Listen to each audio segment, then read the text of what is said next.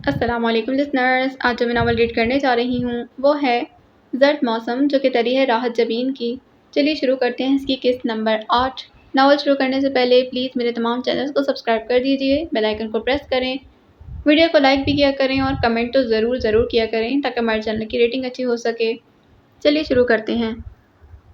بابر، میرے پاس 2000 تھے، تم نے تو نہیں لیے؟ میں النساء نے احتیاطاً بابر سے ہی پوچھ لیا، جو ابھی گھر آیا تھا۔ امی، میں آپ کو چور لگتا ہوں؟ وہ تھکی سی ہنسی ہنسا۔ میں نے سوچا شاید تمہیں ضرورت ہو اور تمہیں پوچھنا یاد نہ رہا ہو۔ وہ الجھی سی ماں کو حیرت میں دیکھنے لگا۔ آپ جانتی ہیں میں نے آپ کے پوچھے بنا کبھی روپے نہیں لیے۔ میں النساء جانتی تھی، انہوں نے یوں ہی احتیاطاً پوچھ لیا تھا۔ کیا ہوا امی؟ میں نے بٹوے میں 2000 رکھے تھے، آج درجن کو دینے کے لیے کھولا تو نہیں تھے، مہر النساء نے بتایا۔ کہیں اور رکھ دیے ہوں گے، اپنے بیڈ روم میں اچھی طرح دیکھ لیں، مل جائیں گے۔ مہر النساء کو اپنی یادداشت پر پورا بھروسہ تھا، وہ تو مہینوں پرانی رکھی چیز نہیں بھولتی تھیں، چند دن قبل رکھے روپے کیسے بھول جاتی۔ اچھا امی، کھانا تو نکالیں، سخت بھوک لگ رہی ہے۔ جنرل ٹیبل پر رکھ کر آستین فولڈ کرتا وہ غسل خانے کی طرف چلا گیا، پھر دروازے میں رک کر پوچھنے لگا، ایمن نہیں آئی؟ نہیں۔ مہر النساء ایک لفظ کہہ کر کچن کی طرف مڑ گئی۔ کہہ رہی تھی دیر ہو جائے گی، خود ہی آ جاؤں گی۔ بابر زیر لب بڑبڑا کر اندر گھس گیا۔ مہر النساء جانتی تھی کہ روپے کہاں گئے، اس لیے بے تابی سے ایمن کی واپسی کا انتظار کرتی رہی۔ شام کو طاہر محمود کے ساتھ آتا دیکھ کر مہر النساء کی آنکھوں میں حیرت منجمد ہو گئی، اگرچہ وہ دروازے سے ہی پلٹ گیا تھا۔ کیا اتنی آزاد کیسے ہو گئی؟ اگرچہ اسے اس وقت ایمن کی آزادی سے زیادہ اپنے روپے کی فکر تھی، اور اس سے بھی زیادہ ایمن پر شدید غصہ۔ اگرچہ اسے یقین تھا کہ روپے ایمن نے چرائے ہیں، پھر بھی وہ ایمن پر برس پڑنے سے پہلے یہ جاننا چاہتی تھی۔ ایمن انہیں دیکھ کر ٹھٹکی، پھر بے نیازی سے آگے بڑھنے لگی تو مہر النساء نے پکار لیا، ایمن بات سنو۔ جی۔ وہ آہستگی سے چلتی ان کے پاس آن رکی۔ ہو گئی شاپنگ؟ وہ گویا اپنی نگاہوں سے اس کا ایکس رے کر رہی تھی۔ ان تیز نگاہوں کے سامنے ایمن سچ مچ گھبرائی تھی۔ جی۔ اس نے لاشعوری طور پر شاپر سامنے میز پر رکھ دیا۔ مہر النساء نے چٹتی سی نگاہ جوتے کے ڈبے پر اور پھر یونیفارم کے کپڑے پر ڈالی۔ باقی؟ مہر النساء نے نگاہیں ایمن کے چہرے پر گاڑ دیں۔ کیا باقی؟ باقی چیزیں کہاں ہیں؟ مہر النساء نے درست لہجے میں پوچھا۔ 1000 میں تو یہی کچھ آ سکتا تھا۔ اب کہ ایمن نے نظریں اٹھائیں تو مہر النساء کو ان آنکھوں میں جرأت اور بے خوفی نظر آئی تھی۔ مجھ سے پنگا مت لو ایمن، مہر النساء نے تلملا کر کہا۔ ورنہ؟ ایمن نے ان کے تلملانے سے ہنس اٹھاتے ہوئے پوچھا۔ برباد ہو جاؤ گی۔ اچھا۔ ایمن تمسخرانہ انداز میں ہنسی، پھر لاپرواہی سے کندھے اچکاتے ہوئے مڑی۔ مجھے نہیں پتا آپ کیا کہہ رہی ہیں۔ مہر النساء نے جھنجھلا کر اس کا بازو کھینچا اور گڑائیں۔ تم نے میرے بٹوے سے 2000 چرائے ہیں۔ ایمن بری طرح لڑکھڑائی، سیدھی مہر النساء کے قدموں میں گرتی اگر کرسی کا سہارا نہ لیا ہوتا۔ اس نے غصے میں اپنا بازو چھڑایا۔ ہاں چرائے ہیں، پھر کیا کرو گی؟ ایمن کا لہجہ دبا ہوا تھا، الفاظ گستاخانہ اور انداز چیلنج لیے ہوئے تھا۔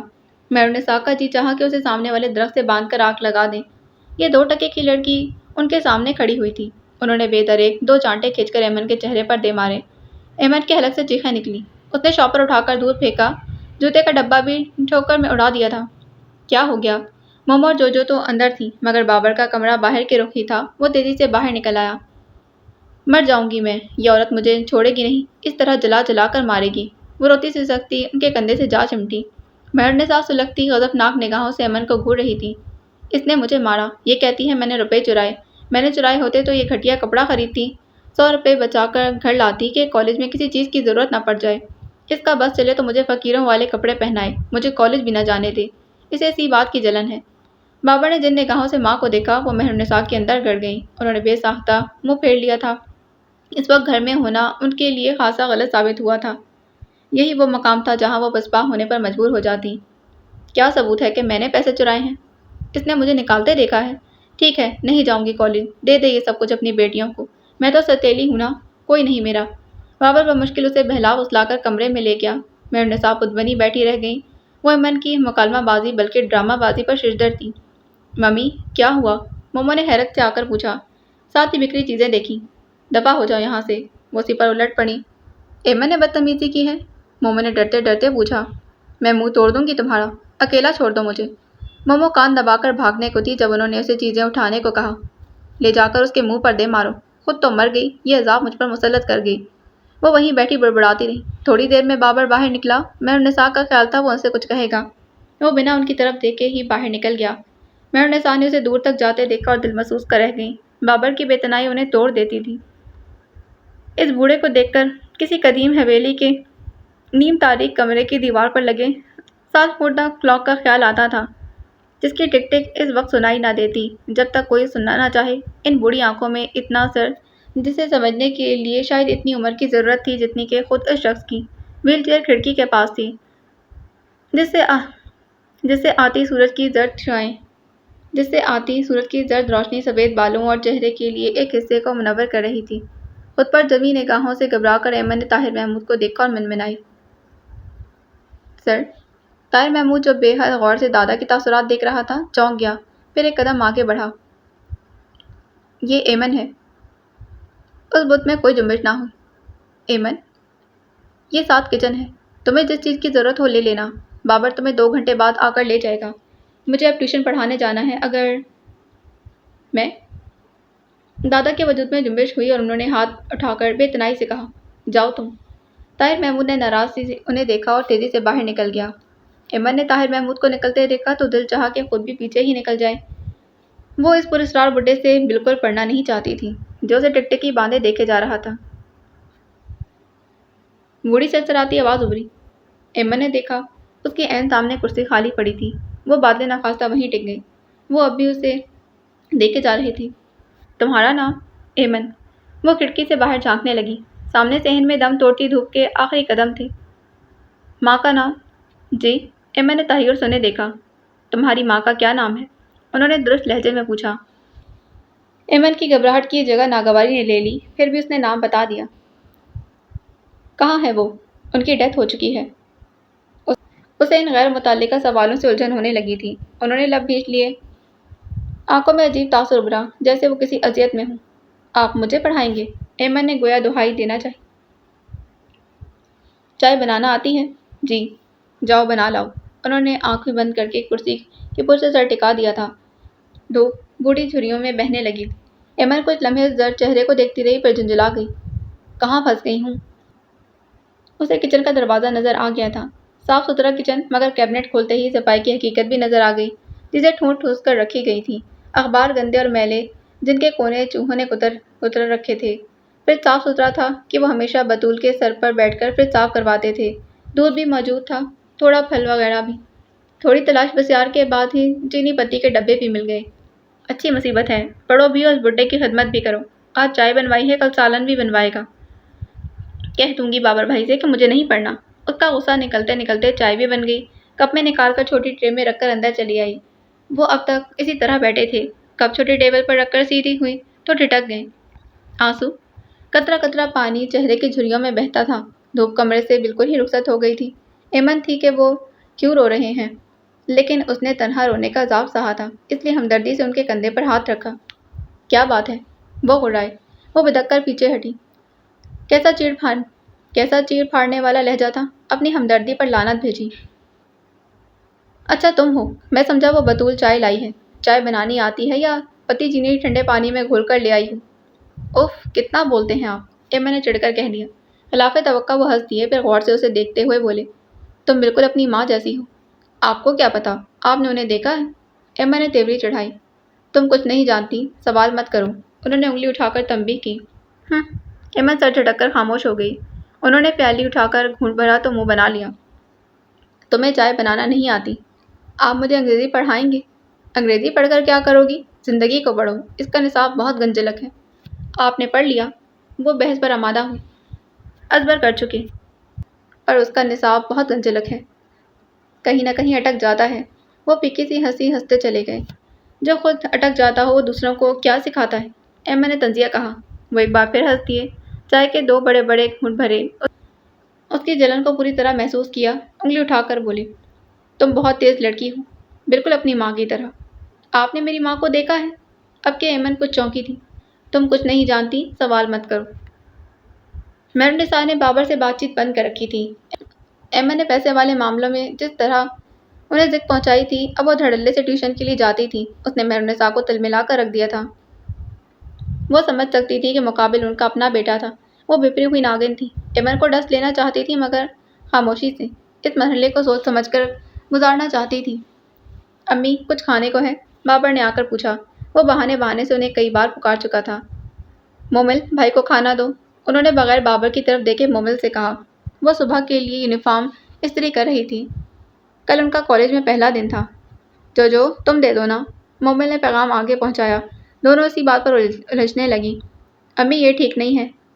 بابر نے بے نیاز بنی ماں کو دیکھا۔ کیا ٹھیک نہیں ہے؟ آپ مجھ سے ناراض ہیں؟ ایسی کوئی بات نہیں۔ آپ بینک بھی نہیں گئی؟ مہرالنساء نے گردن گھما کر اپنے جوان بیٹے کو دیکھا۔ تم خاصے بڑے ہو گئے ہو بابر، اب تمام معاملات دیکھ سکتے ہو۔ ڈھکے چھپے طنز کو پا گیا تھا، اس لیے شرمندہ ہو گیا۔ انہوں نے اپنی بات جاری رکھی۔ تم فیصلے خود کر سکتے ہو، اب میری کیا ضرورت؟ امی، وہ بس اتنا ہی کہہ سکا۔ تم جوان ہوئے تو میں نے سوچا کہ اب میرا وقت ہے، لیکن نہیں، وقت ابھی بھی دوسروں کا ہے۔ میں کل بھی پر آئی تھی، آج بھی کچھ نہیں ہوں۔ ان کے لہجے میں کچھ تو ایسا تھا کہ بابر بے چین ہو گیا۔ امی آپ غلط سمجھی ہیں، میرا مقصد آپ کو ہرٹ کرنا نہیں تھا۔ تم مجھ سے پوچھ تو سکتے تھے۔ ان کا اشارہ ایمن کے ٹیوشن پر جانے کی طرف تھا۔ آپ اجازت نہیں دیتی؟ مہرالنساء کچھ لمحے خاموش رہیں پر غصہ آ گیا۔ اس لیے ہر کام میری اجازت کے بغیر ہوا کرے گا۔ میں پوچھتی ہوں، بڑی میں ہوں یا تم؟ آپ ہیں۔ ہر معاملے میں فیصلہ کرنے کا اختیار آپ کو ہی ہے۔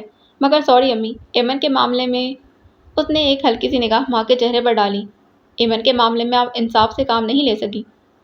مہرالنساء ناراضی سے بیٹے کو دیکھتی رہی۔ مجھے اس گھر کی، آپ کی اور بہنوں کی پرواہ ہے۔ میں سب کی بہتری چاہتا ہوں، جس کے لیے ضروری ہے کہ ایمن کو اس کا مقام واپس دیا جائے۔ وہ ساری سہولتیں، ساری مراعات جو اسے ڈیڈی کی موجودگی میں ملی تھیں۔ ایک بار، صرف ایک بار سوچے امی، اگر ایمن یہ سب وقار الحسن کے سامنے لے آئے، وہ اس کے ایک ایک حرف پر یقین کر گئے، تو میں، آپ اور ہم سب کہاں ہوں گے؟ اور اس بار واپسی کا راستہ کسی کو نہیں ملے گا۔ مومل اور برجس اپنے اپنے سفر کے آغاز میں ہیں۔ اب بھٹکے تو منزل کھو دیں گے۔ منزل تک پہنچنے کے لیے ایمن کی سرپرستی کتنی ضروری ہے، یہ آپ اچھی طرح سمجھ لیں۔ جہاں تک میں ڈیڈی کو سمجھتا ہوں، اس کی محبت بھی انتہا کی ہے اور نفرت بھی، اور ہم سب اس کی نفرت کے متحمل نہیں ہو سکتے۔ جہاں سے ہم آئے ہیں، وہ سب اپنی اپنی دنیاؤں میں گم ہو چکے۔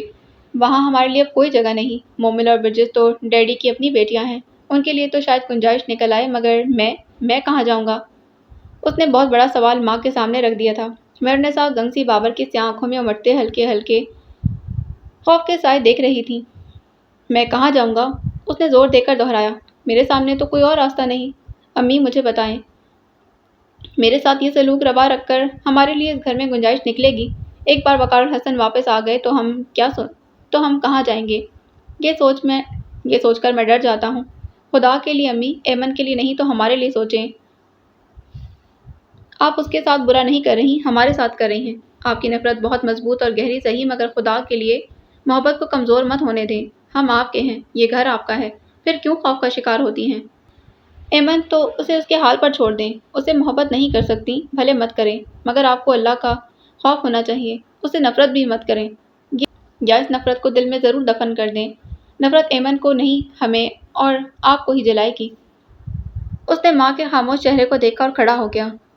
آپ ایمن سے میری محبت سمجھیں یا خود غرضی، لیکن جو میں اس کے لیے کر رہا ہوں وہی ضروری تھا۔ وہ آہستگی سے کہہ کر باہر نکل گیا۔ مہرالنساء اپنی جگہ کسی بت کی طرح استادہ تھی۔ انہیں خیال بھی نہ آیا کہ مومو اور جو نے اپنی بحث میں الجھ کر اسے کھانا بھی نہیں دیا تھا، اور وہ بھوکا ہی چلا گیا تھا۔ کالج میں آج پہلا دن تھا۔ فرسٹ ایئر کی علامت ساز دوپٹے سے کالج کے گراؤنڈ ہال اور کمرے بھر گئے تھے۔ نوخیزی اور نوجوانی کے لیے الگ لڑکیاں اسکول کے پابند ماحول سے نکل کر کالج کی آزاد فضا میں آزاد اور خوش رنگ تتلیوں کی طرح دوڑ رہی تھیں۔ کہیں چہرے پر اعتماد نظر آتے تو کہیں آنکھوں میں گھبراہٹ، کہیں شوق اور حیرت کا جہان تھا تو کہیں عزم اور ہمت کے نشان۔ ہر طرح کی لڑکیاں، چھوٹی موٹی، فیشنیبل، سرسوں کے تیل میں کس کر گوندی چوٹی والی، نالائق، بے تحاشا تعداد کے درمیان اپنی تمام ٹیبل لے کر وہ لوگ کرش ہال کی سیڑھیوں پر آ بیٹھی تھیں۔ کالج کتنا بڑا ہے نا؟ مومو نے کالج کی پرشکوہ مرکزی عمارت، جس کے داہنے طرف مرکزی لائبریری تھی، کی کھڑکیوں میں جھانکا اور پھر ایک نظر ڈال کر کہا، اب یہاں کیوں بیٹھ گئی ہو؟ چلو اپنی اپنی کلاسز ڈھونڈتے ہیں۔ جو کو اپنی ٹیچر سے ملنے کا اشتیاق تھا۔ دیکھ نہیں رہی ہو سیکنڈ ایئر کس طرح فرسٹ ایئر کو پھول بنا رہی ہے؟ گروپ کی دوسری لڑکیوں کو مومو نے ڈپٹ کر کہا۔ ایمن ایک پاؤں سیڑھی پر رکھے خالی فائل ہاتھ میں چلاتی اکتاہٹ کے ساتھ ادھر ادھر دیکھتی رہی۔ کوئی فرینڈ اس کالج میں تھی نہیں، اسے کلاسز ڈھونڈنے کی جلدی تھی، تبھی سیکنڈ ایئر کے گروپ نے اسے جا لیا۔ فوجاں اسکولوں آیا نے، انہوں نے شاید نیا نیا شہاب نامہ پڑھا تھا، اس لیے یہی گردان کر رہی تھی۔ وہ تینوں گھبرائیں۔ پپو یار تنگ نہ کر، دوسری نے ہاتھ جھٹک کر کہا۔ جلدی جلدی نام بتاؤ۔ ایک نے دونوں ہاتھ پر کمر رکھ کر حکمیہ انداز میں کہا، مومو پومو ٹومو، جوجو توجو موجو، ایمی کیمی ٹیمی۔ انہوں نے کورس کے انداز میں تالیاں پیٹ پیٹ کر گایا۔ اپنے ناموں کے یہ درگت بنتے دیکھ وہ روحانسی ہو گئی۔ اے تم! ہنگامہ تھما تو ایک نے انگلی اٹھا کر ایمن کی طرف اشارہ کیا۔ جلدی سے 5 بار کہو۔ چاندنی کے چاچا نے چاچا کو چاندنی کے چمچے سے چٹنی چٹائی۔ میرا نہ تو کوئی چاچا اور نہ ہی چاچی، اس نے رفائی سے جواب دیا۔ اے تمہارا چاچا تو ہوگا، انہوں نے مومو سے کہا۔ میرے چاچا کے پاس چاندنی کا چمچ ہی نہیں، مومو نے جلدی سے کہا۔ کیوں تمہاری چاچی جہیز میں نہیں لائیں؟ نہیں۔ کیوں؟ کیونکہ میری چاچی نہیں ہے۔ کیوں نہیں ہے؟ کیونکہ میرے چاچا نہیں ہے۔ تمہارے بھی نہیں ہیں؟ چیخ نما آوازیں ابھری، ساتھ ہی جوجو سے دریافت کیا۔ اس نے جھٹ نفی میں سر ہلا دیا۔ جھوٹ بولے تو کوا کاٹے۔ جھوٹ نہیں، ہم بہنیں ہیں، جوجو نے معصومیت سے کہا۔ اوہ اچھا، تمہیں ڈانس آتا ہے؟ انہوں نے مومل سے پوچھا۔ ہاں، کر کے دکھاؤ۔ کیوں؟ ڈانس کیوں کرتے ہیں؟ تمہیں پتا ہوگا، وہ اب مقابلے پر اتر آئی تھی۔ بیگ کھلواؤ۔ سیکنڈ ایئر تلملا گئی تھی۔ جمعرات کے علاوہ کبھی بھیک نہیں دیتے، ایمن نے لاپرواہی دکھائی۔ انہوں نے اب یہ واجب السزا ہے، انہوں نے اعلان کیا۔ جوجو کے بیگ سے پیسے نکالے، ایمن کا کیچر گھسیٹا اور جوجو کا پین چھین لیا۔ اچھی خاصی ہاتھا پائی ہو گئی تھی۔ کمینیاں، فقیرنیاں، تینوں وہاں بیٹھ کر گالیاں دیتی رہیں۔ کوئی بات نہیں، غصہ تھوک دو، آج کے دن انہیں چھوٹ ملی ہے، کچھ دن بعد نپٹ لیں گے۔ اس کی آواز اور ہمدردانہ لہجے پر تینوں نے مڑ کر دیکھا۔ وہ ایک لمبی تڑنگی دبلی پتلی لڑکی تھی، اتنی دبلی کہ جسامت میں لڑکا لگتی تھی۔ اس کے پرم شدہ بال گھونسلے کی طرح سر پر رکھے ہوئے تھے، کانوں میں گول پتلے سے سفید ایئر رنگ، برائے نام آستین والی چھوٹی سی شرٹ اور تنگ پاجامہ، چنا ہوا رسی جیسا دوپٹہ جو ہاتھ میں یوں کہ ان کے ساتھ کوکرا چباتی ہی کھیلی جا سکتی تھی۔ یہ انہیں بعد میں پتہ چلا کہ دوپٹہ تھا، ورنہ تو اس کو کوکرا چھپا کے ہی کھیلنے کے لیے سمجھ رہی تھی۔ لمبی ڈوری والا بیگ کولے سے ذرا نیچے لٹک رہا تھا، جبکہ بیگ کا سائز ایک ہاتھ بڑا تھا، جس میں تو صرف ایک چوہا ہی بند کیا جا سکتا تھا۔ لڑکی لاپرواہی سے چنگم چبا رہی تھی اور کسی ماڈل کے سٹائل میں ٹانگ کو باہر نکالے کھڑی تھی۔ حلیہ عجیب، انداز عجیب تر، لیکن نقش بہت خوبصورت تھے۔ گول چہرہ، کھڑی ناک، سنہری آنکھیں۔ ایمن اور مومو نے ایک دوسرے کو دیکھا۔ مائی نیم از نورین، لیکن سب مجھے نائن کہتے ہیں۔ اس نے کلچ باغی کا ہتھیار کندھے پر رکھ کر اس کی طرف دیکھا۔ تینوں نے ہاتھ ملاتے ہوئے اس عجیب و غریب نام پر حیرت کا اظہار کیا تھا۔ دراصل میں 9ویں مہینے کی 9ویں تاریخ کو پیدا ہوئی تھی نا، اور گھر میں میرا نمبر بھی 9واں ہے، اس لیے سب مجھے نائن کہتے ہیں۔ ارے ہاں، نائن کی بیوی کو بھی تو نائن کہتے ہیں، جوجو نے جل کر کہا۔ اسے یہ نمونہ ایک آنکھ نہیں بھایا تھا۔ اس نے سر پیچھے پھینک کر ایک جاندار قہقہ بلند کیا، پھر آنکھوں میں در آنے والا پانی ہاتھ سے صاف کرتے بولی، گڈ جوک، پھر ہاتھ پھیلاتے ہوئے بولی، فرینڈز۔ تینوں نے ایک دوسرے کی طرف دیکھا، تینوں کا رد عمل مختلف تھا۔ ایمن کو کسی فرینڈ شپ کی ضرورت محسوس نہیں ہوئی تھی، جوجو نے اسے پسند نہیں کیا، اور مومو کو وہ لڑکی اپنے عجیب و غریب سٹائل سمیت بھا گئی تھی، اس لیے سب سے پہلے ہاتھ اسی نے نائن کے ہاتھ میں دیا تھا اور گرم جوشی سے بولی، فرینڈز۔ ان دونوں نے بھی بادل نخواستہ ہاتھ ملائے۔ تب نائن نے اپنے ہاتھ بھر بیگ میں سے، جس میں بامشکل اس کا ہاتھ جاتا تھا، چوئنگم نکال کر تینوں کو دی۔ آؤ کینٹین چلیں، آج سموسے میری طرف سے۔ نوین تھی تو فرسٹ ایئر کی، مگر اس کے اعتماد مچے ہوئے تھے۔ شاید یہی وجہ تھی کہ نہ چاہتے ہوئے بھی انہیں نوین کی دوستی قبول کرنا پڑی۔ باقی کلاسز کے پیریڈ ہو رہے تھے، اس لیے کینٹین پر فرسٹ ایئر کا قبضہ تھا۔ سموسے لے کر وہ کینٹین والے گراؤنڈ میں آ گئی تھی۔ یہ میری فیوریٹ جگہ ہے، ایک جگہ جہاں ننھے نارنجی ڈنڈیوں والے زرد پھولوں کی چادر بچھی ہوئی تھی، نائن نے اعلان کیا۔ کیونکہ وہ اس وقت ان کی لیڈر تھی، اس لیے سب اس کی فرشی پھولوں کی چادر پر آ گئی تھیں۔ پیپسی کے لیے اس نے تینوں سے 10-10 روپے چندہ کیے تھے۔ گرما گرم سموسے اور ٹھنڈی تھی پیپسی نے مزہ ہی دے دیا۔ نائن نے بوتل سے اسٹرا نکال کر رکعت میں اچھالا تو بوتل کو منہ لگا لیا تھا۔ مومو نے دلچسپی سے اسے دیکھا، اس کی ہر حرکت میں کتنی بے باکی اور آزادی کا احساس ہوتا تھا۔ نوین، نائن، جوجو کی بات قطع کر کے اس نے سموسہ اٹھا لیا۔ ہاں نائن، جوجو نے یہ فضول سا نام بمشکل ہضم کیا تھا۔ تمہارے گھر میں کون کون ہے؟ کیوں تم نے میرے لیے پرپوزل بھجوانا ہے؟ فضول مت بولو، جوجو نے غصے سے کہا۔ ویسے تمہارا کوئی بھائی ہے؟ ہاں ہے، مومو نے جلدی سے کہا۔ ہینڈسم ہے؟ بہت۔ ویری گڈ، اس کی آنکھیں چمک اٹھیں۔ تم نے ہمارے بھائی کا اچار ڈالنا ہے۔ جوجو کو غصہ آیا، اپنی فیملی کی بات کس طرح ٹال گئی تھی۔ کوئی جواب نہ دیا، اطمینان سے اپنا سموسہ ختم کر کے زیادہ طلب نگاہوں سے ایمن کی طرف دیکھا۔ ایمن نے اپنی پلیٹ اس کی طرف گھسکا دی اور خود لاتعلقی سے پیپسی کے گھونٹ بھرنے لگی۔ ایمی بہت خاموش رہتی ہے، نائن نے تبصرہ کیا۔ دراصل اس کا سائنس گروپ میں ایڈمیشن نہیں ہو سکا نا، اس لیے اداس ہے، مومو نے شرارت سے کہا۔ جوجو نے خوشمگی نگاہوں سے جبکہ ایمن نے غصے سے اسے دیکھا تھا۔ اچھی بات ہے، سائنس میں رکھا کیا ہے؟ چپکلیاں، مینڈک، بکواس۔ تمہارے سبجیکٹ کیا ہیں؟ مومو نے پوچھا۔ نائن نے بتا دیے۔ وہی مومو اور جوجو والے تھے۔ پھر تم نے سائنس کیوں لی؟ روشن کی خواہش تھی۔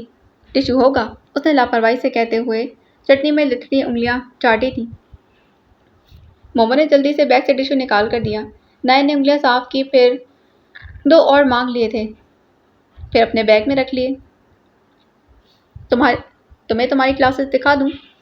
ہمیں پتہ ہے، جوجو نے مشکوک نگاہوں سے اسے دیکھا۔ اس کالج کے چپے چپے اور ایک ایک پروفیسر کے بارے میں پتہ ہے۔ نائن نے بیگ کی ڈوری کندھے پر ڈالی تھی۔ ککلا چپاکی ہاتھ میں لے کر کھڑی ہو گئی۔ کہاں؟ وہ پراسرار انداز میں ہنسی۔ تمہارے یہ بال قدرتی طور پر پرم ہیں؟ مومل نے پوچھا۔ اس نے کونی ماری، اس خیال سے کہ وہ نائن کے بارے میں بلا وجہ اشتیاق اور تجسس کا شکار ہو رہی ہے۔ اس کے نتیجے میں نائن کچھ زیادہ ہی اکڑ رہی تھی۔ دراصل روشن کو بہت پسند ہے میرا یہ ہیئر اسٹائل۔ اس نے الجھے بالوں میں ہاتھ پھیرنے کی ناکام کوشش کی۔ روشن کون؟ ایمن نے پوچھا۔ اس کی لاتعلقی ابھی تک برقرار تھی۔ مائی بوائے فرینڈ۔ ان کے چلتے قدم رک گئے اور منہ جہاں تک کھل سکتے تھے کھل گئے۔ نائن میں اگلا توپ کا گولا داغا تھا۔ تم لوگوں کے بوائے فرینڈز ہیں؟ خواہ جوجو کا چہرہ سرخ ہو گیا۔ کیا خواہ؟ وہ ہنسی تھی۔ School girls? جوجو نے دانت پیسے۔ یہ یقیناً دوسرے والا نائن تھا۔ ایمن کی لاتعلقی اور مومل کے تجسس میں اضافہ ہوا تھا۔ مومل اس کے بوائے فرینڈ کے بارے میں کچھ پوچھنا چاہتی تھی، مگر نائن نے برقی رفتاری سے راستے میں ملنے والی تمام پروفیسرز اور چیدہ جگہوں کے بارے میں معلومات فراہم کرنا شروع کر دیں۔ معلومات قابل رشک تھیں، وہ تینوں متاثر ہو گئیں۔ اب سے دونوں ہاتھ گود میں رکھے کھڑکی سے باہر جھانک رہی تھی۔ باہر تاریک رات بہتی تھی۔ لمبے لمبے درختوں کی شاخوں میں تاریکی دم سادے سو رہی تھی۔ ان کی آنکھیں رات کے سینے پر شکوے تحریر کرتے کرتے تھکنے لگی تھیں، تو انہوں نے انگلیوں کی کوروں سے جلتی ہوئی آنکھوں کو زور سے مسلا۔ رات بیتنے کو تھی اور نیند آج بھی مہربان نہ ہوئی۔ انہوں نے گردن گھما کر قریب رکھے تکیے کو دیکھا، وہ آج بھی خالی تھا۔ وہ تنہا تھی، شاید وہ ہمیشہ سے ہی تنہا تھی۔ اس وقت بھی تکیے پر سر رکھ کر سونے سے ذرا پہلے وقار الحسن ان سے باتیں کیا کرتے تھے۔ ہاں، 6 سال وہ وقار الحسن کے ساتھ رہیں، اس کے باوجود انہوں نے ہمیشہ خود کو تنہا محسوس کیا، اس لیے کہ ان میں معاف کرنے کی خو نہیں تھی۔ ان کی شخصیت کی سب سے بڑی خامی یہ تھی کہ وہ نہ معاف کرتی تھی اور نہ بھولتی تھی۔ انہوں نے وقار الحسن کو بھی کبھی معاف نہ کیا۔ وہ صرف مصلحتاً ان کے ساتھ رہ رہی تھیں، صرف اپنی خاطر۔ وہ ہار نہیں مان سکتی تھیں، مگر آج ایسا لگتا تھا کہ بابر نے ان کے ہاتھ پاؤں باندھ کر ایمن کے قدموں میں ڈال دیے تھا۔ ایسی ذلت اور ایسی بے بسی! رہ رہ کر میڈم نساء کے کانوں میں بابر کی آواز گونجتی۔ میں کہاں جاؤں گا؟ کتنا خوف تھا اس کی آواز میں، کتنی شدید بے چینی اور کتنی ظالم سچائی۔ یہ گھر کس کا تھا؟ وقار الحسن کا۔ اگرچہ وہ گھر میڈم نساء کے نام کر چکا تھا، پھر بھی وقار الحسن کون تھا؟ ایمن، مومل اور برجس کا باپ۔ بابر کے ساتھ اس کا رشتہ کیا تھا؟ شاید کچھ بھی نہیں۔ اس کے باوجود اس نے بابر کو اپنا نام دیا تھا، اس کی شناخت بنا تھا۔ بابر کو وہ ساتھ دیا تھا جو کہ اس کی اپنی اولاد کو حاصل تھا۔ اسے وہ مان، وہ اعتبار دیا جو اس کے گھر کے اکلوتے بیٹے کو ملتا۔ اس کے باوجود خوفزدہ تھا۔ اگر وقار الحسن اسے سب کچھ چھین لے تو وہ کون ہوگا؟ کاغذ کی کمزور ناؤ اور بھंور راستے۔ یہ نفرت ایمن کو نہیں، ہمیں اور خاص طور پر مجھے جلائے گی۔ میں اور نساء نے دونوں مٹھیاں بھینچ لی تھیں۔ میری اصل مضبوطی میرا بیٹا ہے، اگر وہ کمزور پڑ گیا تو؟ انہوں نے ہاتھ بڑھا کر کھڑکی بند کر دی اور پھر لیٹ گئی تھیں۔ بابر نے ان کے سامنے آئینہ رکھا۔ انہیں آئینے میں نہ تو ایمن نظر آتی اور نہ ہی اپنی ذاتیاں۔ وہ تو صرف بابر کا مستقبل دیکھ رہی تھی۔ اگر کوئی خوف تھا تو بابر کے مستقبل کو تباہ ہونے کا۔ وہ کچھ بے چین ہو کر اٹھ بیٹھیں، پھر بیڈ سے نیچے اتریں، پاؤں میں چپل اڑس کر باہر نکل آئیں۔ پورے گھر میں خاموشی اور تاریکی کا راج تھا۔ سب اپنے کمروں میں محو خواب تھے۔ وہ کچھ لمحے بابر کے کمرے کے سامنے رک گئی تھیں۔ دروازہ کھولنے کے لیے ہاتھ بڑھایا، پھر خاموشی سے راہداری کے آخر میں بنے اپنے اسٹور کے سامنے رک گئی۔ بتی جل رہی تھی۔ کیا وہ ابھی تک سوئی نہیں؟ میرنسا نے سوچا۔ اسے نہیں معلوم تھا کہ ایمن جب سے اس الگ اسٹور میں شفٹ ہوئی تھی، وہ ذہنی ابتری کے کس مرحلے میں تھی۔ وہ طوفانی رات اس کے اعصاب پر سوار ہو گئی تھی۔ مارے ڈر کے ساری رات نیند نہ آتی، اس لیے وہ ہمیشہ بتی جلا کر سوتی۔ میرنسا نے آہستہ سے دروازہ کھولا اور اندر داخل ہو گئی۔ پرانے پلنگ پر ایمن چادر اوڑھے محو خواب تھی۔ میرنسا خاموشی سے اس کے قریب جا کھڑی ہوئی۔ نیم باغ گلابی لب، بند آنکھوں پر گھنیری پلکیں، کھڑی ناک، کشادہ پیشانی پر بکھرے بال، اوپری لب کا قاتل دل، اس کے ایک ایک نقش کو وہ دیکھتی رہی، پھر زیر لب بڑبڑائیں۔ میں تمہیں معاف نہیں کر سکتی ایمن، نہ تمہیں نہ تمہاری ماں کو، مگر وہ میرا بیٹا ہے، میرا فخر۔ میں اسے خوف میں مبتلا زندگی گزارتے نہیں دیکھ سکتی۔ یہ میری مجبوری اور تمہاری خوش بختی ہے۔ وہ جیسے آئی تھیں اسی خاموشی سے واپس چلی گئیں۔ محو خواب ایمن وقار الحسن کے گمان میں بھی نہ تھا کہ اس کے چند مہینوں پر محیط تکلیف دہ زندگی کا خود بخود ہی خاتمہ ہونے جا رہا تھا۔ اس وقت وہ بوڑھا شخص بہت بے چین تھا۔ اس کی ویل چیئر پورے گھر میں بے قراری سے گھومتی رہی۔ وہ کتابوں کی الماریاں کھولتا اور بند کرتا، کبھی کسی کتاب کو الماری سے کھینچ کر لبوں سے لگاتا اور بنا کھولے ہی الماری میں رکھ دیتا۔ الماری کے کونوں میں چھپی مانوس یادوں کی بوسیدہ خوشبو نکل نکل کر اسے اپنے حصار میں لے رہی تھی۔ یادوں کی راہ پرخار کا مسافر تھا، جہاں نیندیں زخم زخم ہو کر گم ہو جاتی ہیں۔ ان لیرو لی نیندوں کے ساتھ رات گزارنا مشکل ہو جاتا ہے۔ وہ کیری جان۔ تبھی دروازہ ہلکی سی آواز سے کھلا اور طاہر انہیں یوں کتابوں میں گھرا دیکھ کر حیران رہ گیا۔ آپ ابھی تک سوئے نہیں؟ وہ چونکے، پھر ناگواری سے اسے دیکھا، گویا مداخلت بری لگی تھی، پھر بولے تو لہجہ پست تھا۔ تم بھی تو جاگ رہے ہو؟ بس میں سونے ہی جا رہا تھا۔ پانی پینے اٹھا تو آپ کے کمرے کی لائٹ جل رہی تھی۔ کیا لائٹ جلانے کے لیے تمہاری اجازت کی ضرورت ہوگی؟ انہوں نے اپنے لہجے کی گرج بیدار کرنے کی کوشش کی تھی۔ مت بھولو یہ میرا گھر ہے۔ جانتا ہوں، رات کے پچھلے پہر مجھے یہ باور کروانے کی ضرورت نہیں کہ گھر آپ کا ہے، صرف اس لیے چلا آیا کہ اس عمر میں جھٹ پٹ ہوتے دیر نہیں لگتی۔ ہاں ہاں، ان کے بے ہنگام قہقہ گونجا تھا۔ تو تم اس انتظار میں ہو؟ وہ میری زندگی کا خوبصورت دن ہوگا۔ وہ بھی انہی کا پوتا تھا، تلخ ہوتا تو پھر رچ کے ہوتا۔ اس گمان میں مت رہنا کہ یہ گھر تمہارے لیے چھوڑ جاؤں گا۔ تو کیا قبر میں ساتھ لے کر جائیں گے؟ اور کون ہے آپ کا؟ طاہر محمود نے دو بدو کہا۔ ان کا چہرہ متغیر ہو گیا۔ اگلے لمحے وہ بول نہ سکے، پھر سرگوشی کے انداز میں بولی، طاہر تم نے اسے دیکھا؟ کون؟ ایمن کو؟ جی، کئی بار دیکھا ہے۔ وہ لاپرواہی سے گویا ہوا۔ وہ بالکل ویسی ہے۔ کیسی؟ طاہر ان کے بے سروپا باتوں سے جھنجھلا گیا۔ سارا جیسی۔ دادا آپ اسے جانتے ہیں؟ اسے میری نظر سے دیکھو۔ اس کی آنکھوں میں وہی تجسس ہے، اس کے اندر وہی جرأت، وہی حوصلہ۔ اور وہ سرگوشی میں کہتے چلے گئے، وہ ایک بزدل لڑکی ہے۔ میں اس کے اندر ایک باغی روح دیکھ رہا ہوں۔ تم جانتے ہو؟ تم نہیں جانتے، میں جانتا ہوں۔ ایک ذرا اشارہ کی ضرورت ہے۔ باقی رہے طاہر، کہیں وہ بھٹک نہ جائے۔ خیال رہے طاہر، کہیں وہ بھٹک نہ جائے۔ اس کا ہاتھ تھامنے والا کوئی نہیں، اسے سمجھانے، غلط درست کا شعور دلانے والا کوئی نہیں۔ اسے بے سمتی کا سفر لاحق ہے۔ جو راستے میں آیا اسی کا ہاتھ تھام لے گی، خواہ وہ کوئی خیر خواہ ہو یا پھر بد خواہ۔ طاہر کہیں وہ تو ہم کیا کر سکتے ہیں؟ ہزاروں لڑکیاں اسی قسم کے خیالات کا شکار ہیں۔ ہم کس کس کا ہاتھ تھامیں گے؟ کس کو راستہ دکھائیں گے؟ خواہ دوسروں کے درد کو مت پالیں کہ خود کا جینا ہی مشکل ہو جائے۔ طاہر کا لہجہ تیز تھا۔ تم نے اسے بتایا کہ وہ کون ہے؟ طاہر کو ان کی دماغی حالت پر شک ہونے لگا۔ وہ کوئی نہیں ہے، بلا وجہ اس کا دماغ خراب مت کیجیے گا۔ وہ زور دے کر بولا۔ تمہاری کچھ نہیں ہے مگر آپ ایلوژن کا شکار ہیں، لیکن وہ بالکل اس جیسی ہے۔ وہ بے بسی سے گویا ہوئے۔ دادا میں اسے یہاں آنے سے روک دوں گا۔ طاہر نے گویا دھمکی دی۔ دھمکی کیا دی؟ گویا بارود کے ڈھیر پر بٹھا دیا۔ وہ بری طرح بلاسٹ ہوئے۔ آیا کہ اسے یہ دیکھ نہ مارے، حالانکہ وہ کتابیں بھی جنہیں کچھ لمحے قبل چوم چوم کر مقدس صحیفوں کی طرح رکھ رہے تھے۔ تم روکو گے، میں تمہیں گھر سے نکال دوں گا۔ جانتا ہوں تمہاری نیت میں فتور ہے۔ یاد ہے تمہارے ماں باپ نے کیوں نکالا ہے تمہیں؟ بے غیرت انسان، میں بھی نکال دوں گا۔ کتے کی طرح سڑک پر بھیڑو گے، فقیروں کی طرح بھیک مانگو گے، لیکن نہیں، میں تمہیں نکالوں گا نہیں، انہیں بتاؤں گا کہ تم کہاں ہو، جو کتے کی طرح تمہاری بو سونگھتے پھر رہے ہیں۔ دادا نے وہ تانا، وہ دھمکی دی تھی کہ وہ تلملا بھی نہ سکتا تھا۔ بس لال بھبو کا چہرہ لیے وہاں سے باہر نکل گیا۔ گویا وہ شانت ہو گئے، نفرت سے زمین پر تھوک کر بڑبڑائے، کتے کی دم پر پاؤں پڑ گیا ہے۔ مردود، بے غیرت، بے حیثیت انسان۔ ہوا ہے یا نہیں؟ البتہ مہرنسا نے ایمن کے ٹیوشن جانے پر اعتراض کرنا بند کر دیا تھا۔ جی امی۔ وہ کرسی کی پشت پر دونوں ہاتھ ٹکا کر کھڑا ہو گیا تھا۔ کہیں جا رہے ہو؟ انہوں نے بیٹے کو غور سے دیکھا۔ وہ عام گھریلو حلیے میں تھا۔ کاٹن کے اخلوٹی شلوار قمیض میں گندمی رنگت کھلی کھلی سی تھی۔ پتلے خوبصورت ہونٹوں پر ہلکی ہلکی مونچھیں بڑھ رہی تھیں۔ کھڑی ناک اور بے حد سیاہ آنکھیں جن میں تیرتی سنجیدگی انہیں عجیب سا تاثر دیتی تھی۔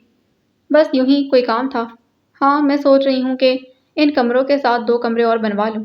اچھی بات ہے۔ بابر نے مڑ کر مطلوبہ جگہ کو دیکھا۔ وقار نے کہا ہے وہ پیسے بھیجے گا، میں کام شروع کروا دوں۔ مہرنسا نے بتایا۔ تم کسی مستری کا پتہ کرو، میں چاہتی ہوں کہ سردیاں شروع ہونے سے پہلے ہی کام ختم ہو جائے۔ میں سر طاہر سے پوچھتا ہوں، انہیں پتہ ہوگا، پھر کام شروع کروا دیں گے۔ مہرنسا نے اس بات میں سر ہلایا۔ میں ایک دوست کی طرف جا رہا ہوں، 1-2 گھنٹے تک آ جاؤں گا۔ کھانا کھا کر جاتے؟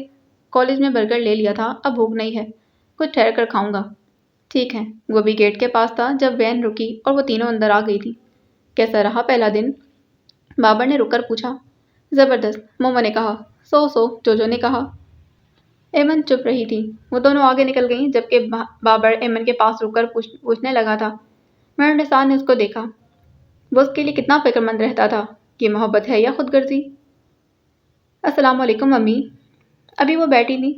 سخت بھوک لگی ہے، آج کیا پکا ہے؟ میں کھانا لاتی ہوں۔ وہ دونوں کپڑے چینج کرنے کمرے میں چلی گئی تھیں۔ کہاں ہے؟ شاید لان میں ہوگی، جوجو نے کہا۔ سارا دن کالج میں منہ بنائے بیٹھی رہی، مومو نے بتایا۔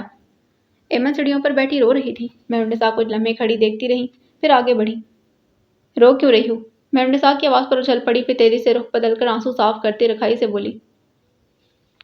مرضی میری، شغل پورا ہو جائے تو آ کر کھانا کھا لینا۔ حد درجہ سپاٹ تھا لہجہ، مگر پھر بھی ایمن ہکا بکا رہ گئی۔ کھانے کی دعوت، اور ایمن وقار کے لیے۔ یا اللہ، آج کھانے میں زہر تو نہیں ملا؟ وہ بیر حیرت میں غوطے لگا رہی تھی۔ اٹھو ایمن، یہ نیا تماشا بھی دیکھ لو۔ مہرنسا بیگم کو میرے کھانے کی فکر کیوں ہونے لگی ہے؟ وہ اندر چلی آئی جہاں ٹیبل پر مومو اور جوجو کالج میں گزارا پہلا دن ڈسکس کر رہی تھی۔ مہرنسا ان کی باتیں سنتے ہوئے کھانا کھا رہی تھی۔ وہ بھی اپنی چیئر گھسیٹ لائی تھی۔ پھر دوسرا جھٹکا تب لگا جب مہرنسا نے اس کی طرف سالن کا ڈونگا بڑھا دیا تھا۔ ایمن نے ڈونگا پکڑ لیا، تھوڑا سا سالن پلیٹ میں نکال کر آدھی روٹی ہاتھ میں لی اور پھر بے دلی سے نوالے لینے لگی۔ تم کالج میں روتی صورت بنا کر کیوں پھر رہی تھی؟ مومو نے پوچھا۔ تمہیں کوئی تکلیف ہے؟ ایمن نے بدلحاظی سے کہا۔ مجھے کیوں ہوگی؟ وہ برا مان گئی۔ خاموشی سے کھانا کھاؤ۔ اچھا، مومو بڑبڑا کر جوجو کی طرف متوجہ ہو گئی۔ کھانا ختم ہوا اور وہ کچن میں چلی گئی تھیں۔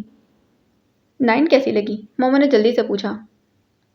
ایک دم فضول اور بیہودہ، جوجو نے بغیر لگی لپٹے کہا۔ مومو کو حیرت ہوئی۔ وہ ایک دلچسپ لڑکی ہے۔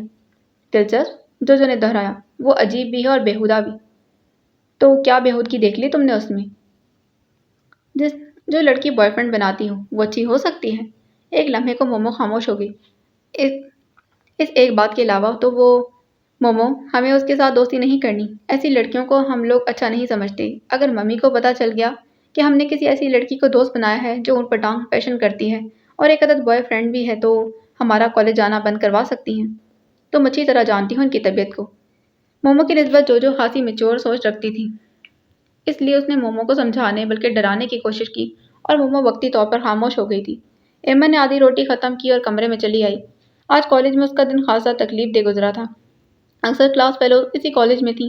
سب نے جب بھی اسے سبجیکٹ یا نمبر پوچھے تو وہ شرمندہ سی ہوتی رہی تھی۔ کاش میں نے ایڈمیشن ہی نہ لیا ہوتا، اس نے کئی بار سوچا۔ مجھے بابر بھائی اور سر طاہر کی باتوں میں نہیں آنا چاہیے تھا۔ چادر سر تک تان کر وہ گویا خود سے روٹ کر لیٹی تھی۔ تھوڑی دیر کے بعد بابر آ گیا تھا۔ اٹھو، یہ کون سا وقت ہے سونے کا؟ اس نے چادر کا کونا کھینچا۔ ایمن نے چادر ہٹا کر اسے دیکھا، وہ بری طرح چونکا۔ ارے، تم روتی رہی ہو؟ نہیں، ہنس رہی ہوں، خوش ہو رہی ہوں، وہ جھنجھلائی۔ اصولاً تو یہی ہونا چاہیے، آج پہلا دن تھا نا۔ بدقسمتی تھی میری، وہ تڑک کر بولی۔ ایمن، بابر کو اس کے انداز سے دکھ ہوا۔ اس نے کن جتنوں سے اس کا ایڈمیشن کروایا تھا۔ آپ کو پتہ ہے، آج میں سارا دن شرمندہ ہوتی رہی۔ لڑکیاں، وہ تلخ لہجے میں اپنے احساسات بیان کرنے لگی۔ تھوڑا بہت تو فیس کرنا پڑے گا، کچھ وقت گزرنے کے بعد ہر چیز خود بخود سیٹل ہو جائے گی، وہ سمجھا رہا تھا۔ اب جو بھی کہیں، میں اب کالج نہیں جاؤں گی، اس نے ہٹ ڈرمی سے کہہ کر دوبارہ چادر تان لی تھی۔ میں جوتے لگاؤں گا، بابر جھنجھلا گیا۔ جو مرضی کریں، وہ رٹائی سے گویا ہوئی۔ بابر بے بسی سے اس ہٹ دھرم لڑکی کو دیکھتا رہا۔ بے حس لڑکی، تمہارے لیے تو کسی کو کچھ کرنا ہی نہیں چاہیے۔ میں ہی پاگل تھا جو خواہ خوار ہوتا رہا۔ وہ جھنجھلاتا ہوا باہر نکل گیا۔ زرد شام کی اڑتی ہوئی دھول ان آنکھوں میں مایوسی بھر گئی تھی۔ امید کا گروندا ٹوٹا تو دل کی راہیں بھی دھول مٹی سے اٹک گئی تھیں۔ وہ اتنے دنوں سے کیوں نہیں آ رہی؟ ویل چیئر کی ہلکی سی کڑکڑاہٹ کمروں، باورچی خانے اور سین میں جھنجھلا رہی تھی۔ اخبار کو الٹتے طاہر محمود بے چینی کو پوری طرح محسوس کرنے کے باوجود نظر انداز کر رہا تھا۔ کسی قدر ان کی بے چینی اس کو محسوس ہو رہی تھی۔ ہاں، کیوں نہیں آ رہی؟ ویل چیئر اس کے سامنے رکی۔ اخبار کو توڑ مروڑ کر ایک طرف رکھا اور پھر ایک نظر ان کے وحشت زدہ چہرے پر ڈالی۔ سوچتا ہوں دادا، آپ جیسے لوگوں کے جینے کا کیا فائدہ؟ تمہارے جیسے کتوں کا بھی نہیں ہے، لیکن دیکھو جیتے بھی ہیں اور بھونکتے بھی ہیں، وہ غضبناک لہجے میں بولے۔ طاہر کا کھوکھلا قہقہ گھر کی وحشت زدہ فضا میں گھل گیا تھا۔ یوں لگا جیسے کسی ویران کھنڈر میں آواز گونج کر معدوم ہو گئی۔ وہ دونوں اپنی اپنی فرسٹریشن ایک دوسرے پر نکال رہے تھے۔ میں پوچھتا ہوں وہ کیوں نہیں آ رہی؟ دونوں ہاتھوں کی انگلیاں آپس میں الجھا کر سر کی پشت کا سہارا دیا تھا اور اطمینان سے ٹانگیں جھلانے لگا۔ آنکھوں میں قہر اترا۔ ان کا دل چاہا کہ اس کے جوگرز میں مقید پیروں کو زوردار ٹھوکر مارے۔ ان کے پیروں کی سرسراہٹ بھی ہوئی تھی، لیکن وہ غصے اور بے بسی کی ملی جلی کیفیت سے اسے گھور رہے تھے۔ ابھی بہت دنوں تک نہیں آئے گی؟ کیوں؟ انہوں نے بے چینی سے پوچھا۔ ان کے ہاں چوتھا بچہ پیدا ہوا ہے، اس نے اطمینان سے بتایا۔ آنکھوں میں تحیر امڑ آیا۔ پھر جو ان کے منہ سے مغالطات کا طوفان امڑا تو پاگلوں کی طرح ہنستا چلا گیا۔ آنکھوں میں پانی بھر آیا، پھر بمشکل خود پر قابو پاتے ہوئے مصنوعی حیرت سے دریافت کیا۔ بطول کی بات نہیں کر رہے؟ دادا کی آنکھوں میں پانی اتر آیا تھا۔ کیوں مذاق اڑاتے ہو؟ سوری دادا، اس نے بھی شرمندہ ہونے میں زیادہ دیر نہ لگائی تھی۔ اس بوڑھی جان کو تڑپا کر سلگا کر تو جیسے تمہیں ثواب ملتا ہے۔ وہ رونے لگے اور طاہر محمود سچ میں شرمندہ ہو گیا تھا۔ اس نے ٹانگیں سمیٹی اور آگے بڑھ کر انہیں بازو میں سمیٹ لیا تھا۔ میں بہت برا ہوں، بہت خود غرض اور کمینہ۔ وہ اس کے کندھے سے لگے ہچکیوں کے ساتھ روتے رہے، پھر ایک دم چپ ہو گئے۔ ابھی 2 دن ہی تو ہوئے ہیں، آ جائے گی۔ تم نے اسے منع تو نہیں کیا؟ میں نے منع نہیں کیا، لیکن آپ کیوں اس کے اس قدر عادی ہوتے جا رہے ہیں؟ اسے یہاں ہمیشہ کے لیے تو نہیں آنا، پھر کیا کرتے رہیں گے آپ؟ طاہر محمود نے اس کا سر تھپکتے ہوئے سمجھانا چاہا۔ مجھے صرف اتنا معلوم ہے کہ اس کا آنا مجھے خوشی دیتا ہے۔ مجھے لگتا ہے میرے سینے میں گھٹی سانسیں پھر سے آنے جانے لگی ہیں۔ وہ حفظدہ موسم میں ہوا کا پہلا جھونکا ہے۔ اماوس کی رات کا ننھا سا چاند۔ کوئی رشتہ ہے اس کے ساتھ؟ طاہر کو ہلکی سی جھنجھلاہٹ ہوئی۔ کتنے سارے رشتے تو گنوا دیے ہیں۔ یہ فریب خیال ہے، تمہیں لگتا ہے۔ وہ پیچھے ہٹ گئے۔ اور آپ کو کیا لگتا ہے؟ مجھے؟ ان کے لبوں پر معصوم سی مسکراہٹ ابھری۔ مجھے تو لگتا ہے وہ میرے وجود کا حصہ ہے، میرا سارا کا جگر گوشہ ہے۔ انہوں نے اتنے یقین سے کہا کہ طاہر محمود شرجر سا انہیں دیکھتا رہ گیا۔ کچھ کہنے کے لیے لب کھلے۔ دادا نے اس کی طرف دیکھا اور ان کی گیلی اداس آنکھوں میں سسکتی ہوئی التجا تھی۔ کچھ مت کہنا، وہ لب بھینچ کر رہ گیا۔ وہ بہت دنوں کے بعد ادھر آیا تھا۔ بابر اپنے کمرے میں پڑھائی میں منہمک تھا۔ کبھی کبھی اسے بابر پر حیرت ہوتی۔ وہ عام لڑکوں کی نسبت تمام لغویات اور فضولیات سے دور اپنا کیریئر بنانے کے لیے کس قدر جدوجہد کر رہا تھا۔ سارا وقت کتابوں میں سر کھپاتا، پھر اس کا تحمل اور برداشت شاید حالات نے ایسا بنا دیا تھا۔ سر بہت دنوں کے بعد چکر لگایا، بابر نے مسافہ کرتے ہوئے شکوہ کیا۔ تم بھی تو بھولے بیٹھے ہو یار۔ نہیں سر، بھولا نہیں، آپ کو تو پتا ہے کہ ایگزام سر پر ہیں۔ جانتا ہوں۔ طاہر بیٹھ گیا۔ تیاری کیسی ہے؟ ٹھیک ہے سر، چائے لاؤں آپ کے لیے؟ ضرور، میں ایمن کا پوچھنے آیا تھا، 2 دن سے ٹیوشن لینے نہیں آئے؟ سر، بابر کے ماتھے پر شکنیں ابھری۔ وہ بالکل احمق لڑکی ہے۔ کیا ہوا؟ طاہر مسکرا دیا۔ کالج جانے سے انکاری ہے، کہتی ہے۔ بابر نے مختصراً بتایا۔ اچھا سر، ہم نے خواہ مخواہ اس کے لیے اتنی اسٹرگل کی۔ مایوس نہیں ہوتے یار، بلاؤ اسے، سمجھا دیتے ہیں۔ نادان ہے لیکن سمجھ جائے گی۔ بابر ایمن کے پاس آ گیا اور نروٹے پن سے بولا۔ سر، طاہر آئے ہیں، مومل سے کہو چائے بنا دے گی۔ وہ بیزاری سے گویا ہوئی۔ چائے میں خود بنا لوں گا، تم جا کر ان سے بات کر لو۔ وہ اسی آف موڈ میں تھا۔ انہوں نے کیا کہنا ہے؟ پتہ نہیں، وہ کہہ کر کچن کی طرف چلا گیا۔ کیا مصیبت ہے؟ وہ ذرا بڑبڑاتی بابر کے کمرے میں آئی تھی۔ السلام علیکم سر۔ وعلیکم السلام۔ وہ جو بابر کی کوئی کتاب اٹھائے وقت گردانی کر رہا تھا، بشاشت سے کہتے ہوئے اڑا۔ پھر نیوی بلو قدرے اونچی آدھی آستینوں کی قمیض، تنگ پاجامہ اور بے دلی سے سمیٹ کر بنائے بال جو کہ چہرے کے گرد بھی جھول رہے تھے۔ دوپٹہ لاپرواہی سے ایک طرف جھول رہا تھا۔ اپنی طبیعت کی بیزاری اور اکتاہٹ میں اس نے محسوس نہ کیا کہ اس نے دوپٹہ ڈھنگ سے نہیں اوڑھا تھا۔ نومری کی رعنائی اور بانک پن لیے وہ وجود اس کی آنکھوں میں کھپ کر رہ گیا تھا۔ کچھ دیر کو طاہر بھول ہی گیا کہ وہ کہاں کھڑا ہے۔ سر آپ نے بلایا تھا؟ ایمن سنجیدہ انداز میں گویا ہوئی تو وہ چونک گیا۔ ہاں، کیسی ہو؟ اس کی آنکھیں کسی کیچوے کی طرح ایمن کے سڈول دودیا بازوؤں پر رینگی جو اس رنگ میں لشکارے مار رہا تھا۔ ٹھیک ہوں سر۔ کالج نہیں جا رہی؟ وہ بس خاموش رہی تھی۔ پگلی۔ وہ آگے بڑھا اور دونوں ہاتھ آہستگی سے ایمن کے کندھے پر رکھے۔ تمہیں تو بہت آگے جانا ہے۔ سر میں کچھ نہیں کر سکتی، وہ گلوگیر لہجے میں گویا ہوئی۔ کس نے کہا؟ طاہر نے ایمن کا بازو تھاما۔ کوئی ریشمی تھان ہاتھ میں آ گیا تھا اور لا کر کرسی پر بٹھا دیا۔ تم بہت کچھ کر سکتی ہو۔ یہ چھوٹی موٹی ناکامیاں تمہارا کچھ نہیں بگاڑ سکتی۔ تم جانتی ہی نہیں کہ تم چیز کیا ہو۔ اس نے ایک حسرت بھری سانس کھینچی۔ تمہیں فیس کرنا ہے سب کو ایمن، اپنے اچھے مستقبل کے لیے۔ لیکن سر، متذبذب سے ایمن نے سر اٹھایا۔ لیکن کچھ نہیں۔ بی بریو سویٹ گرل، میں تمہارے ساتھ ہوں۔ طاہر نے اس کے گال کو تھپتھپایا اور دھیرے دھیرے سمجھاتا چلا گیا۔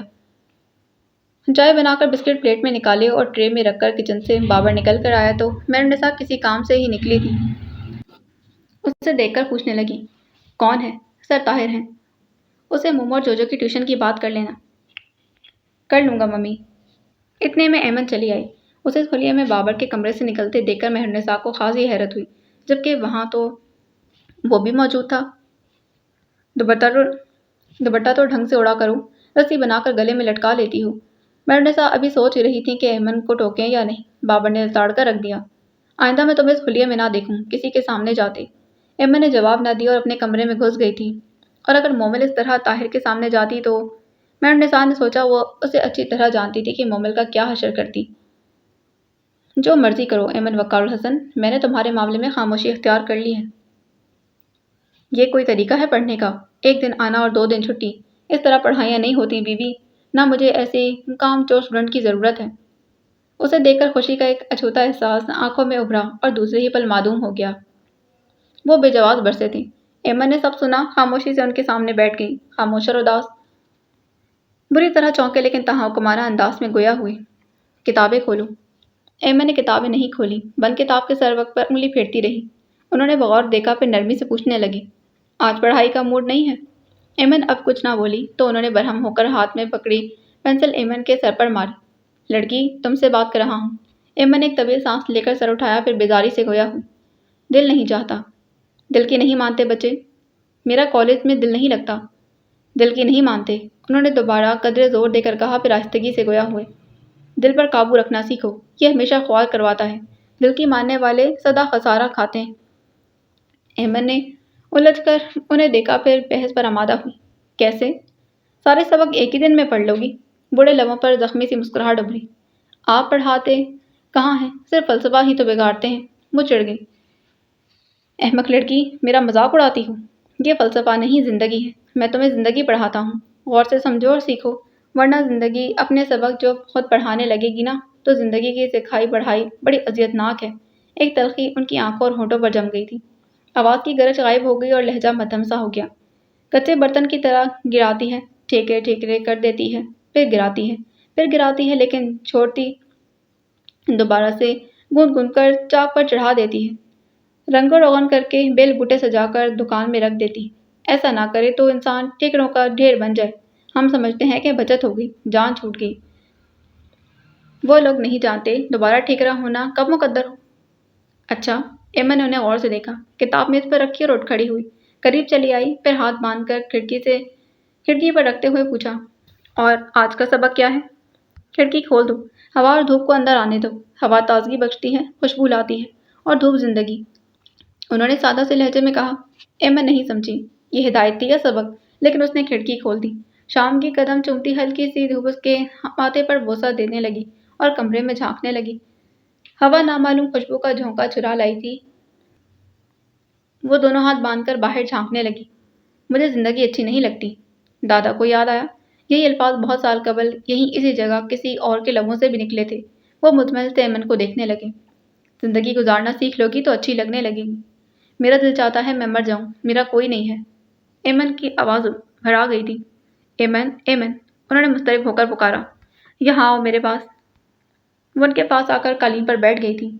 انہوں نے ایمن کا سر اپنے گھٹنوں پر رکھا اور دونوں لرزیدہ ہاتھ سر پر رکھ دیے تھے۔ نہیں، ایسے نہیں کہتے بچے، یہ سب وقتی باتیں ہیں۔ آپ کو نہیں پتا میرے باپ نے میرے ساتھ کیا کیا۔ وہ پھٹ پڑی تھی۔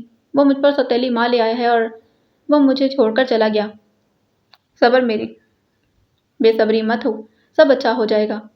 میری دعا ہے خدا تمہیں بہت سی خوشیاں دے، محبت اور سکھ عطا کرے، صحت اور ایمان کی سلامتی کے ساتھ زندہ رہو، راستے کی ساری کٹھنائیاں دور ہو جائیں۔ ان کے ہاتھ دھیرے دھیرے سر کو تھپکنے لگے اور لب دعاؤں کے موتی نچھاور کرتے رہے۔ ایمن کے تنے اعصاب ڈھیلے پڑ گئے۔ کتنے عرصے کے بعد کسی نے اس کے گرد دعاؤں کا حصار باندھا تھا۔ جلتی آنکھیں پھر بند ہونے لگی۔ طویل دعا کے بعد انہوں نے جھک کر اس کے سر پر بوسہ دیا تو بہت سے آنسو ایمن کے بالوں میں جذب ہو گئے تھے۔ کس کا فون ہے؟ میرن نساء نے آ کر بتایا، جو کسل مندی سے تکیے میں منہ دیے لیٹی تھی۔ اٹھ بیٹھی۔ وقار کا فون ہے؟ سب ٹھیک ہے۔ میرن نساء نے بغور دیکھا، بکھرے بال ستا ہوا چہرہ۔ ایمن نے سر اٹھا کر انہیں دیکھا۔ ابھی اسے کبھی کبھی میرن نساء کا رویہ الجھن میں مبتلا کر دیتا تھا۔ اس نے ایمن کے ہر معاملے سے لاتعلقی اختیار کر لی تھی۔ انہوں نے کبھی کسی کام کے لیے اسے آواز نہ دی، جب وہ گرنے لگتی تو روکتی بھی نہ تھی۔ اس دن کے بعد کبھی پیسے چرانے کی ضرورت نہیں پڑی۔ اب اسے جتنے پیسوں کی ضرورت پڑتی بنا کچھ پوچھے دے دیتی اور کبھی کبھار تو یوں ہی پوچھ بھی لیتی تھی۔ آج ایمن نے بہانہ بنا کر کالج سے چھٹی کر لی تھی کہ وہاں دل نہیں لگتا تھا، پڑھائی کی طرف توجہ نہ ہوتی، بس ایک بیزاری اور بھاگ جانے کی خواہش وجود کو گھیرے میں رکھتی۔ مومو اور جوجو کا ٹائم ٹیبل اس سے مختلف تھا، سو سارا دن ملاقات نہ ہوتی۔ ابھی تک ایمن کی کوئی دوست بھی نہیں بن سکی تھی۔ کبھی کبھار یوں ہوتا کہ وہ بغیر پیریڈ لیے سارا دن ایک بینچ پر بیٹھے گزار کر گھر آ جاتی تھی۔ مائرہ کا فون ہے۔ کیسی ہو مائرہ؟ تم کالج جا کر تو بھول ہی گئی، مائرہ نے چھوٹتے ہی شکوہ کیا۔ وہ شرمندہ ہو گئی۔ اس سے قبل مائرہ نے فون کیا تو وہ نہار ہی رہی تھی، خود فون کرنے کو اس کا دل نہیں چاہتا تھا۔ ایسی بات نہیں ہے۔ پھر کیسی بات ہے؟ لیکن ایمن ڈیئر، تمہیں ہماری ضرورت ہے یا نہیں؟ ہمیں تو ہے۔ مائرہ کا لہجہ خوشی لیے ہوئے تھا۔ وہ بولی، خاموشی سے فون کے تار سے وہ کچھ نہ بولی، خاموشی سے فون کے تار سے کھیلتی رہی۔ بات سنو، کسی کو تڑپا کر جلا کر ستا کر تمہیں کیا ملا؟ کس کو تڑپا جلا اور ستا دیا ہے؟ وہ چڑ گئی۔ معصوم چڑیا، عفان سے ناراض کیوں ہوئی تھی تم؟ عفان کا انداز یاد آیا تو اثرنو غصہ آ گیا۔ انتہائی بدتمیز ہے۔ تمیز سے بات کرو، تمہارے ہونے والے منگیتر ہیں۔ میں فون بند کر رہی۔ ایمن نے کنکھیوں سے میرن نساء کو دیکھتے ہوئے دھمکی دی، جو سبزی کی ٹوکری لے کر وہیں بیٹھی تھی۔ ضرور کرو، بس اتنا سن لو کہ کل ماما اور پھپھو تمہاری طرف آ رہی ہیں۔ کیوں؟ ایمن بوکھلائی۔ بے فکر رہو، رشتے کی بات کرنے نہیں آ رہی، صرف ملنے آئیں گی۔ تمہیں تو دیکھ رکھا ہے، فیملی سے ملنا چاہتی ہیں، اس لیے اچھا سا انتظام کرنا۔ ایمن کیا کہتی، بس میرن نساء کی شکل دیکھتی رہی جو محویت سے سبزی کاٹ رہی تھی۔ کیا ہوا؟ خوشی سے آواز بند ہو گئی تھی۔ کل شام تیار ہے نا؟ پورے 4 بجے۔ پھپھو وقت کی خاص پابند ہیں۔ سنو، خود بھی اچھی طرح تیار ہونا، ہو سکتا ہے عفان ساتھ آئے۔ ایمن نے الجھتے ہوئے ریسیور رکھا۔ کچھ لمحے وہیں کھڑی انگلیاں چٹکھاتی سوچتی رہی کہ میرن نساء سے کیا بات کرے۔ کل مائرہ کی ممی آ رہی ہیں، اس نے ہمت کر کے بآواز بلند اطلاع دی۔ میرن نساء نے اس بات میں سر ہلایا اور سبزی کاٹتی رہی۔ ساتھ میں اس کی پھپھو بھی ہوں گی۔ اب کہ میرن نساء نے سر اٹھایا اور غور سے ایمن کو دیکھا۔ خیریت؟ جی۔ وہ مزید کچھ نہ کہہ سکی اور باہر نکل گئی۔ میرن نساء نے چھری ہاتھ سے رکھی، کچھ لمحے سوچتی رہی، پھر اٹھ کر فون تک آ گئی۔ ان کی انگلیاں مائرہ کا نمبر ملا رہی تھی۔ مومل نے اوپر سے جھانکا۔ گراؤنڈ میں فوارے کے پاس 9 کسی کتاب پر جھکی ہوئی تھی۔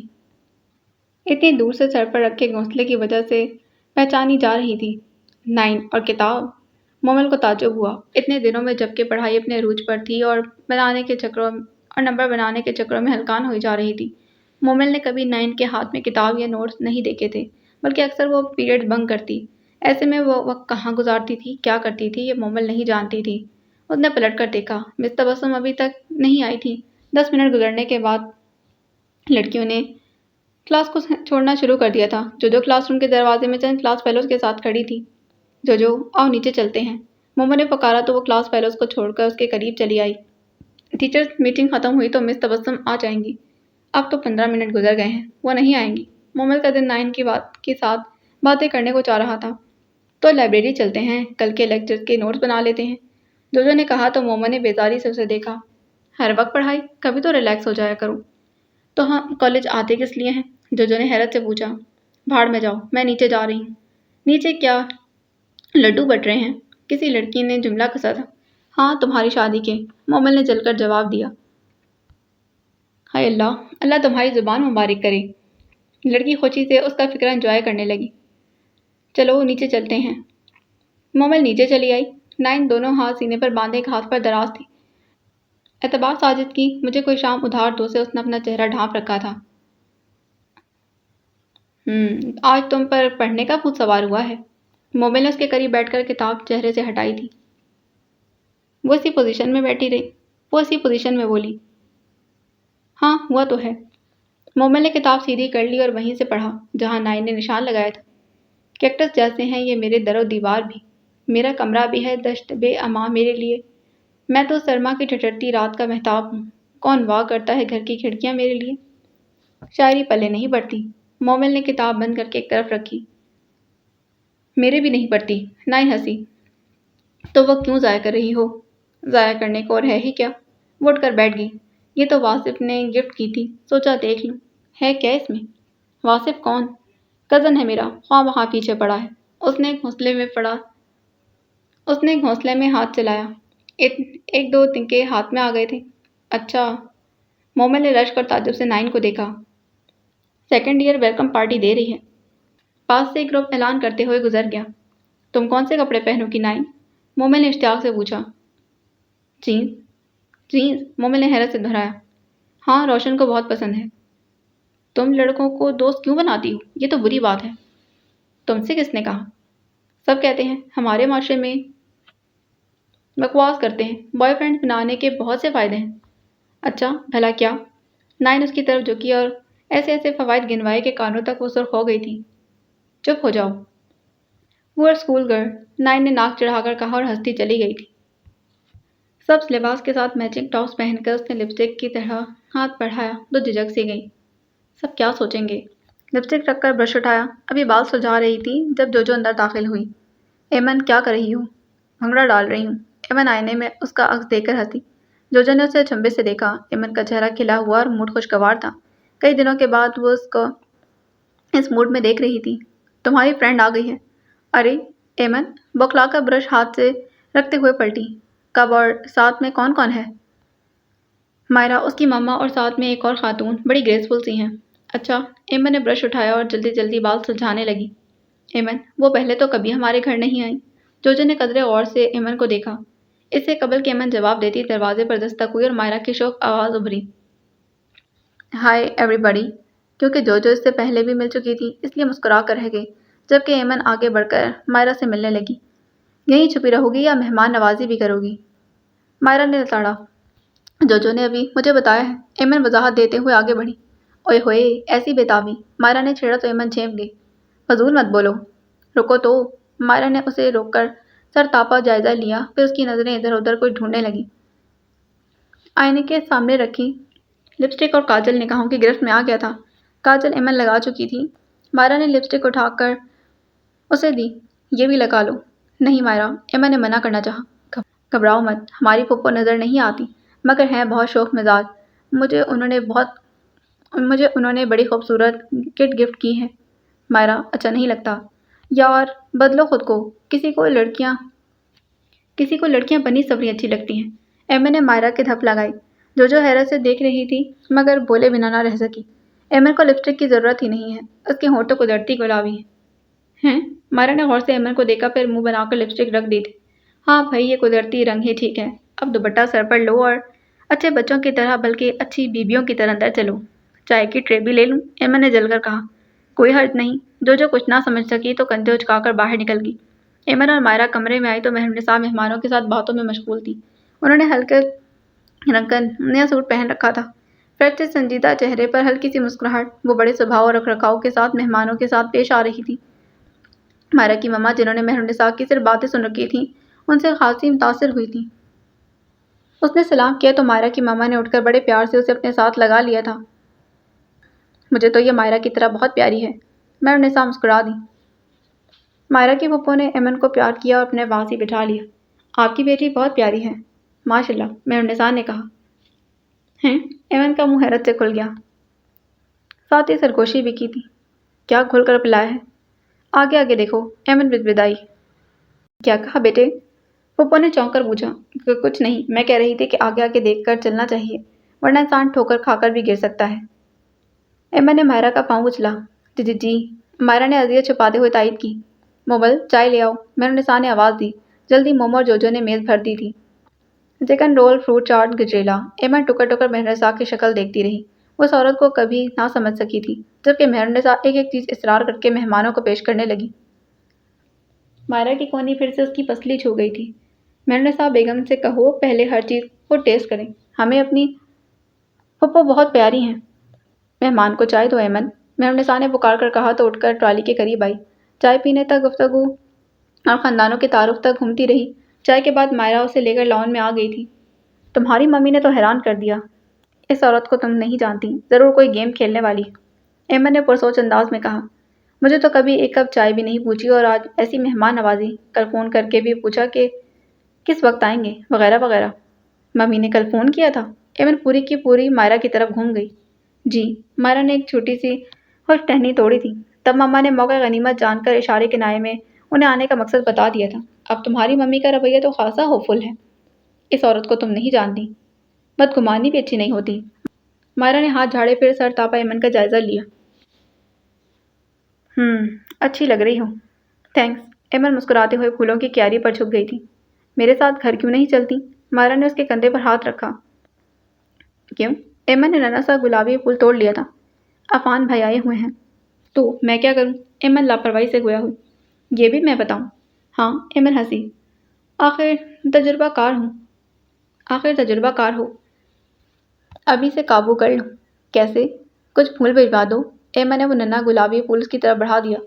بس ایک، فی الحال ہے ایک ہی۔ دونوں ہنس دی۔ مائرہ نے ننا سا پھول احتیاط سے ہتھیلی میں سنبھال لیا تھا۔ پہلا اظہار محبت میں نے تمہارے کہنے پر بھجوایا ہے، ایمن نے جتایا۔ ہم سے پردہ داری۔ مائرہ، میں صرف اس ماحول سے نکلنا چاہتی ہوں۔ ایمن سنجیدہ ہو۔ ہم تمہیں نکال لیں گے جانو۔ مائرہ نے اس کا گال چوم لیا اور جوش و خروش سے مستقبل کا نقشہ کھینچتی، جس میں وہ دونوں اکٹھی ایک ہی گھر میں رہ رہی تھیں۔ اور وہ گھر کتنا خوبصورت ہوگا۔ ایمن کے تصور میں ایک پرسکون گھر کے خدوخال واضح ہونے لگے۔ نگاہیں 5 کمروں والے گھر پر تھیں، جس کے کمروں میں اضافہ اور مکینوں میں کمی ہونے والی تھی۔ باقی اگلی قسط میں۔